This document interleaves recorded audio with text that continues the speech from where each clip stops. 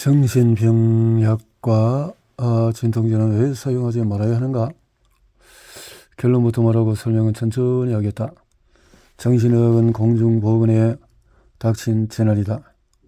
약물 과용과 강제치료 때문이다. 정신의학은 의학 전문 분야 중에서 내가 알기로는 유일하게 이로 못하는 해악이 큰 분야다.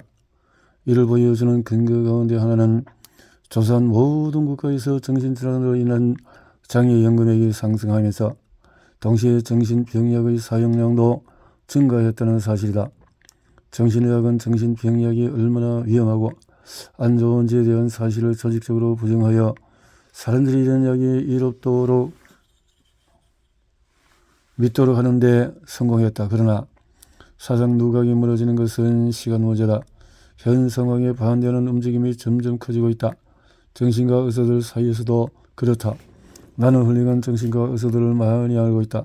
피터 브레기는 그 중에서 최고다. 브레기는 여러 대학에서 강의를 했으며 브레기는 뉴욕주 이타카에서 50년간 개인 병원을 운영하였다. 학술적인 환경에 있지 않으면서도 무수히 많은 학술 논문을 발표했고 책도 20권 썼다. 모두 매우 유익하며 참고 문헌도 잘 정리되어 있다. 브레기는 정신병약을 거의 사용하지 않는다.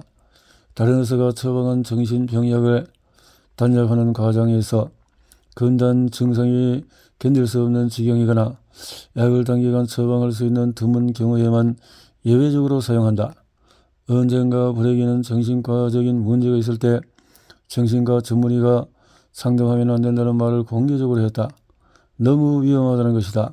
브레기의 책을 읽기 전에 나는 이미 정신병약의 위해가 이점보다도 훨씬 크다는 결론에 도달해 있었다.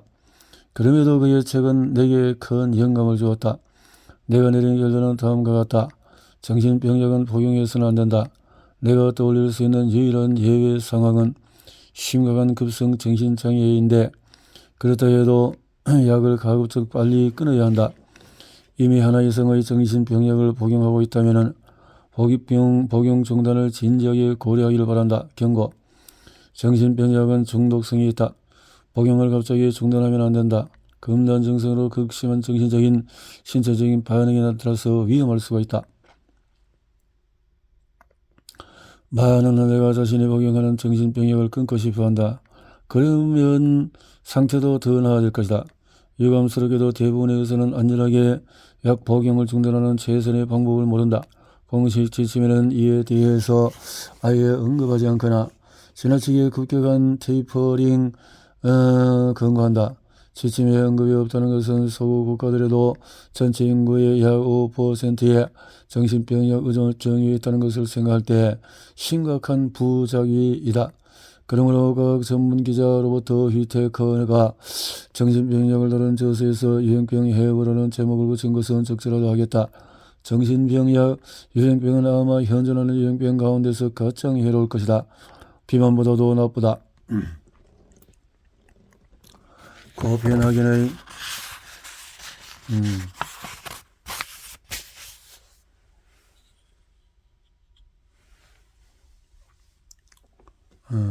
그 변화의 북유럽 코크란 센터에서 우리가 뭔가 해야 한다는 결론을 내렸다.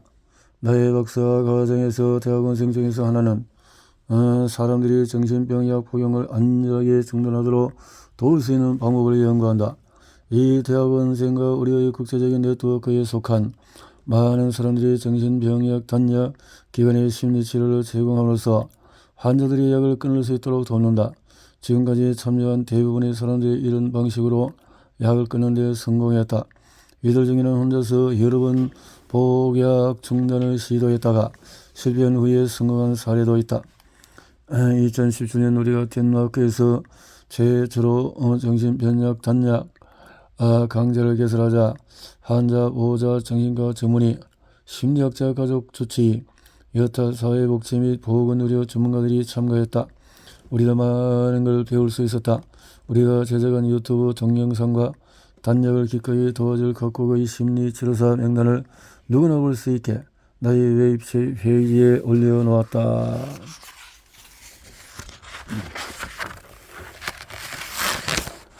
단약 과정은 수개월에서 수년까지 걸린다. 일부 환자는 약을 끊고 오랜 시간이 지난 후에도 금단 증상을 계속 겪을 수 있다.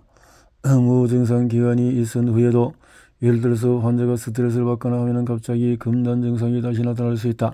최악의 경우에 환자가 영구적인 뇌 손상을 입어 약을 끊지 못할 수도 있다. 해를 더 입을지라도 죽을 때까지 약을 계속 먹을 수밖에 없다는 의미다. 나는 이 단락의 소제목에 정신건강이나 정신장애 아니면 정신의학 같은 표현을 사용할 수도 있다. 하지만은 정신적인 고통이 훨씬 적절해 보인다. 정신적인 고통은 정신건강 문제의 핵심이며 각종 정신장애의 정의에 대부분 포함된다. 물론 예외도 있다.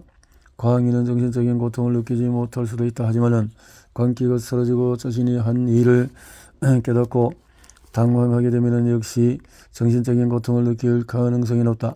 어떤 사람이 다리가 부러져서 신체적인 고통을 겪는다면 우리는 아스피린이 통증에 효과가 있는지 위약과 비교해서 시험할 수 있다. 실제로 그렇게 한다. 하지만 우리는 이것을 문제 해결로 보지는 않는다. 필요한 것은 아스피린이 아니고 수술과 석고 붕대다. 다른 예를 들면 뇌종양 같은 통증 발생 원인을 찾으려는 노력이 없이 두통 치료를 수년 동안 계속하는 경우는 없다. 그런데 정신건강 문제는 약물 치료를 수년 동안 계속하면서도 어떤 트라우마 때문에 그런 문제가 생겼는지 알아보려고 하지도 않는다. 정신병약 효과는 단기 임상시험에도 평정 척도로 증상의 감소를 측정하여 평가한다. 이는 마치 단기 진동 효과를 측정하여 아스피린의 다리 골절을 낫게 하는지를 평가하는 것과 같다. 정신적인 고통이 약간 감소할지 모르지만 환자는 눈곱만큼도 치유된 게 아니다. 사실 그 반대다. 나중에 설명하겠지만 정신병약을 처방받는 환자는 도움을 받기보다는 해를 입을 가능성이 매우 높다. 정신병약 가운데서 가장 많이 사용되는 항우울제가 이를 잘 보여준다. 항우울제의 효과는 다양한 증상을 심한 정도에 따라서 점수를 매기는 우울증 척도로 측정한다. 점수를 합산해서 총점을 낸다.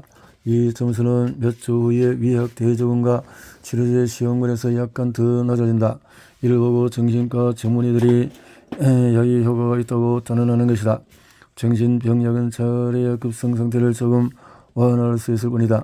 나는 10년 동안의 정신병약을 연구했으며 현재 정신병약의 효과를 연구하는 박사과정 학생 5명을 지도하고 있지만 종류를 막론하고 정신병약이 정신장애를 치료할 수 있다고 믿을 만한 증거는 단 한 가지도 발견하지 못했다. 정신병약은 순전히 증상에 대한 효과만 있다. 그러므로 이런 약을 항우울제라거나 항정신병제라고 부르는 것은 감염병에 대한 항생제의 효과처럼 마치 치유력이 있는 것 같은 느낌을 주어 사람들을 크게 오도하는 것이다. 정신병약의 효과를 당뇨병에 대한 인슐린의 효과와 비교하는 것도 마찬가지다. 유감스럽게도 정신과 전문의들은 일상적으로 그렇게 한다.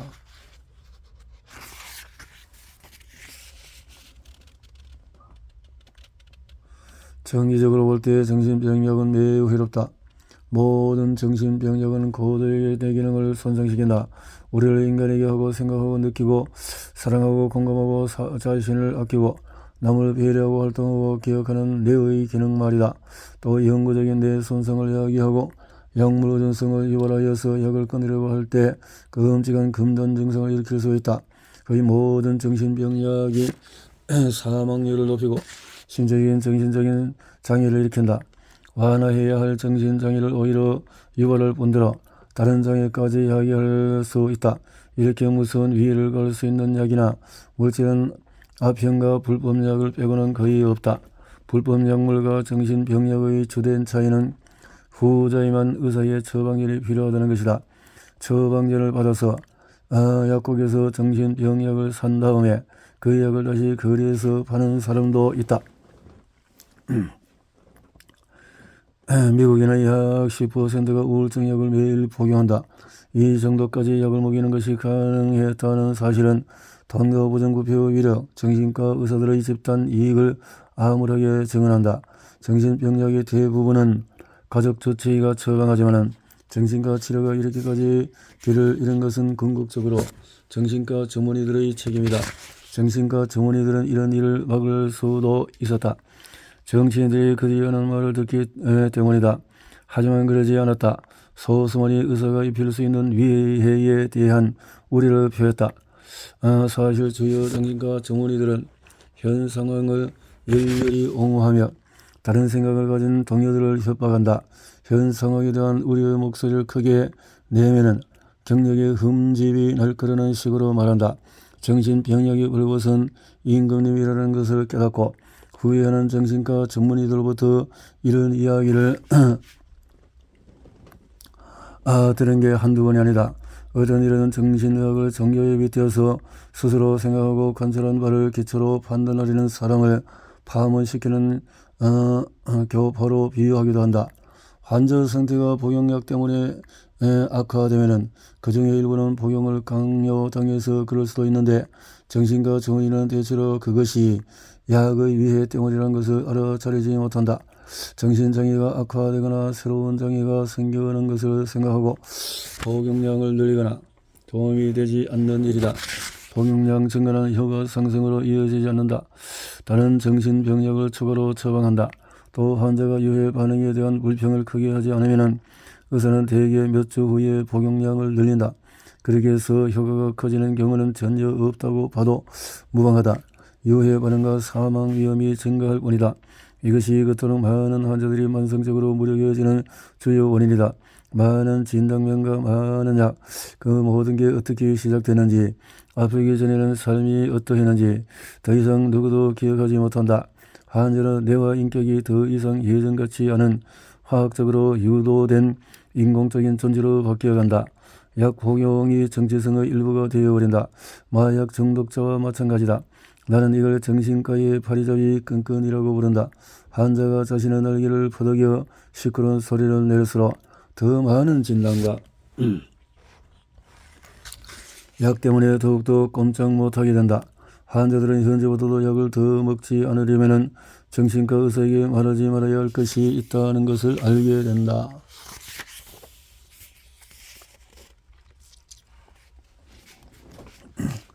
정신병약 임상시험에 심각한 오류가 있다. 발표되는 의약품 임상시험 보고서에는 대체로 오류가 있다. 약의 이점은 과장되고 위해는 과소평가되거나 아예 누락된다. 이건 널리 알려진 사실이다. 하지만은 정신병약 임상시험이 이런 면에서 가장 심하다는 것을 아는 사람은 거의 없다. 이 말이 의미하는 바는 정신병약에 대해서 알아보려 할 때의 체계적인 고찰이 소용없다는 것이다. 정신병약에 대한 코커런 체계적인 고찰은 수백 편이 있지만 그 각 고찰에서 살펴보는 임상시험이 신뢰할 수 없는 것이어서 체계적인 고찰 역시 대체로 1년 1을 오도한다.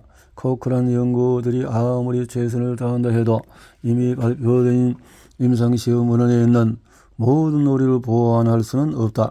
우리 연구팀은 교재당국으로부터 구한 64.8쪽의 임상 연구보고서에 기초해 울량에 대해서 체계적인 고찰을 실시했다. 결과로 발표된 임상문헌에 나오지 않는 위해를 입증할 수 있었다. 정말이지 너무도 우울한 결과였다.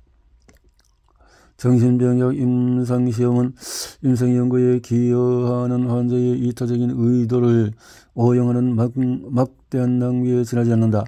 나는 이미 이 문제를 다룬 책을 한 권 썼다. 여기서는 중요한 주제만 몇 가지 이야기하면서 약간만 더 보태려고 한다.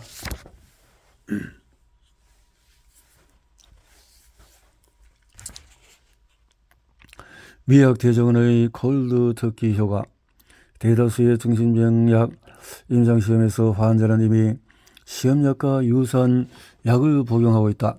그래서 보통 일주일 정도의 짧은 단약 기간을 거친 후에 환자에게 시험할 신약 또는 위약을 무작위로 배정한다. 콜드 터키 급작스러운 단약을 나타내는 심한 금단 증상을 유발하는 이런 임상시험은 위약 대적원 환자에게 위해를 가하게 된다. 그러므로 신약이 위약보다도 효능이 나아 보이는 것은 조금도 놀라운 일이 아니다. 단약 기간을 길게 잡아도 별로 도움이 되지 않는다. 영구적인 뇌 손상을 입은 사람의 경우에 단약 기간은 이를 보상할 수가 없다.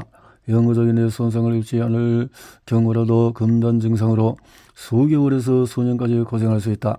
지금까지 실시된 신경이완제 임상시험은 수천 건에 달한다.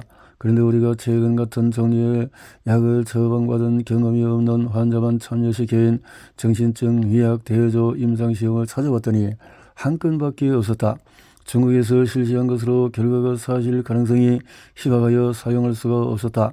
조현병 스펙트럼 장애 환자에 대한 신경이완제 위약 대조 무작위 배정 임상시험 전체에 편향이 있었다. 이는 현존하는 증거에 기초해서 신경이완제 사용을 정당화하는 게 불가능하다는 의미이다. 환자들이 얼마나 오랫동안 약을 복용해야 하는지 알기 위해서 이른바 복약 연구가 실시되기도 했다. 이런 연구 역시 위약 대조군의 콜드 터키 효과 때문에 진실이 크게 호도된다. 65건의 위약 대조 임상시험을 분석한 대규모 메타 분석에서 1년 후에 재발 한 건을 예방하기 위해 신경이완제 치료를 해야 하는 환자 수가 3명에 불과하다는 결과가 나왔다. 굉장히 놀라운 결과지만 신뢰도가 크게 떨어진다. 지속적인 신경이완제 치료의 실제 효과는 시간이 지남에 따라서 줄어들어 3년 후에는 제로에 가까워진다. 따라서 1년 후에 나타나는 것은 이점으로 묘사되더라도 주로 의인성 유해 반응이다. 추적조사 기간을 3년보다 길게 하면 단기일 때와는 반대로 신경이완제 치료를 계속하지 않는 것이 최선이라는 결과가 나오게 된다. 실제로 그렇다. 추적조사 기간을 7년으로 한 무작위 배정 임상시험에서 신경이완제 복용량을 줄이거나 복용을 중단한 환자들이 복용을 계속한 환자들보다도 훨씬 상태가 좋았다. 전자의 경우에서 52명 중에서 21명이, 후자는 51명 중에서 9명이 초발 조현병에서 회복이 되었다. 정신과 전문의들은 이런 것을 납득하지 못한다. 아니면 납득하지 못하는 척하는 것일 수도 있다. 거의 대부분의 신경이완제와 우울증약의 복용 유지 연구를 이런 약이 새로운 정신병과 우울증 예방에 매우 효과적이라는 의미로 해석한다. 그러므로 환자들에게 약 복용을 수년간 심지어 평생 계속해야 한다고 말한다. 눈가림의 실패. 임상시험이 이중맹금이라고 해도 눈에 띄는 약 부작용 때문에 진짜 이중으로 눈가림이 되지 않는다. 상당수의 환자 의사가 배정된 약이 시험약인지 위약인지 알게 된다. 눈가림만 약간만 허술해져도 평가 변수를 주관적인 평정 척도로 평가하는 임상시험에서 기록되는 작은 차이는 순전히 편향으로 해석될 수가 있다. 그러므로 이중맹금이어야 할 임상시험에서 환자에게 약을 투여할 경우에 연구자들이 실제와 다른 결과를 보고할 가능성이 있다. 미국 국립정신연구소가 후원한 1964년의 유명한 임상시험이 그러했다. 이 임상시험은 아직까지도 신경이완제가 효과적이라는 근거로 인용이 된다. 새로 입원한 조현병 환자 344명이 6주 동안의 클로로프로마진과 또 페노티아진 계열의 약과 위약이 무작위로 배정되었다. 연구자들은 약이 무감정으로 완화하고 또 골격근 운동을 개선하여 환자를 더 무관심하게 만든다고 보고했다. 이것은 이런 약이 환자에게 미치는 영향과 정확히 반대다. 이는 10년 전에 이미 정신과 전문의들이 인정한 내용이다. 연구자들은 이런 약을 더 이상 진정제라고 불러서는 안 되고 사람을 진정시킴으로 실제로는 맞는 용어지만 항조현병제라고 해야 한다고 생각한다. 이 용어는 조현병을 약으로 치료할 수 있고 신경이완제에는 무기한 복용해야 한다는 그릇된 믿음을 형성하는 데 일조했다. 사실 이런 약은 정신증에 임상적으로 유의미한 효과가 없다. 그 모든 엄청난 편향 요인, 단약 불협, 눈가림 실패, 제약회사 후원 임상시험의 심각한 데이터 조작 포함 이 동원되는데도 불구하고 조현병 약 임상시험의 평가 변수는 부실하다. 임상시험에서 흔히 사용되는 양성 및 음성 증후군 척도에서 임상적으로 관련성이 가장 낮은 효과에 대응하는 점수가 15점이다. 미국 식품의약국에 제출된 최근의 의약 대조 임상시험에서 나온 펜스 점수는 최소 점수의 한참 못 미치는 6점에 불과했다. 진정제를 투여받고 기절한 환자는 자신의 비정상적인 사고를 표현하는 빈도가 줄어들어 점수가 쉽게 높아질 법도 한데 말이다. 우울증도 거의 같은 상황이다. 약 자체가 효과가 없다. 해밀턴 우울증 척도로 감지할 수 있는 가장 작은 효과는 5에서 6인데 오류 투성이 임상시험에서 나온 결과가 겨우 3 정도이다. 몇몇 메타 분석에서 우울증이 심한 환자의 경우에 우울증약의 효과가 더 크다는 결과가 나왔다.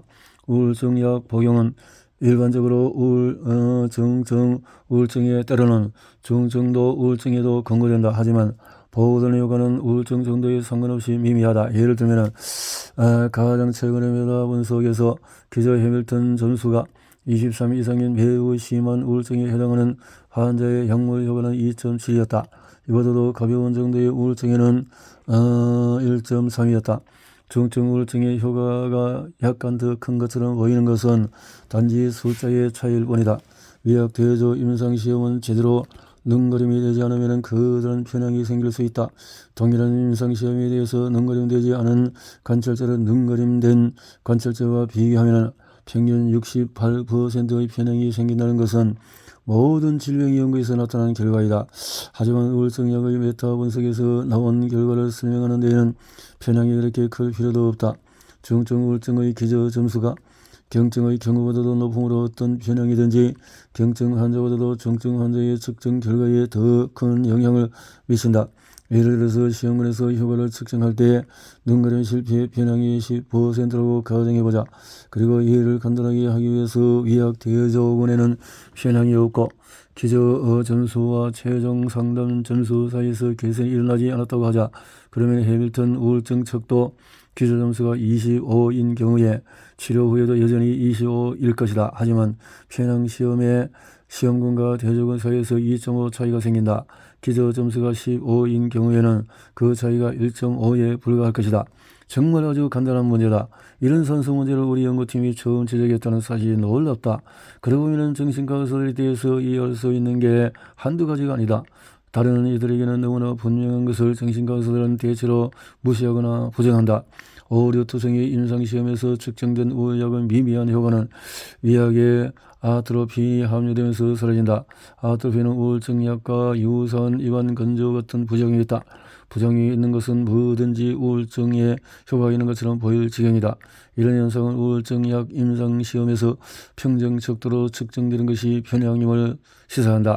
신경이완제, 항내전증제, 각성제 같은 것을 포함해서 사람들을 마비시키거나 쾌감을 주는 모든 약물 역시 우울증에 효과가 있는 것처럼 보인다.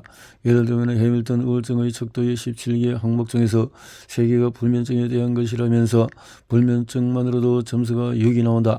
여기에다가 만약에 불안 정도가 최고 2에서 0으로 내려가면 점수가 8이 될 수가 있다.